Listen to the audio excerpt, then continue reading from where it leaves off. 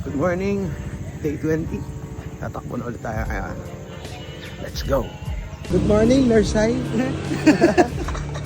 Si Coach Sai, yung aking coach sa ang aking certified marathoner coach.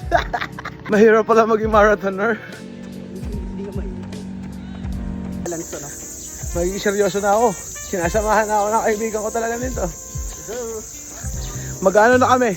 100 kilometer. Ano na?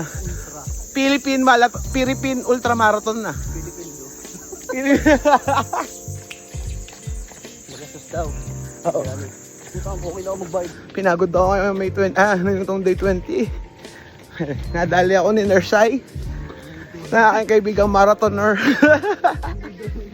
Nakaikot na kami ng 35 minutes. 35 minutes, 2.4? 3.7. Susubukan ko namin ulit umikot ng pangalawa. Ako pala, siya kasi nakakasampung ikot na dito sa lagi. Ako pala susubukan gumalawa.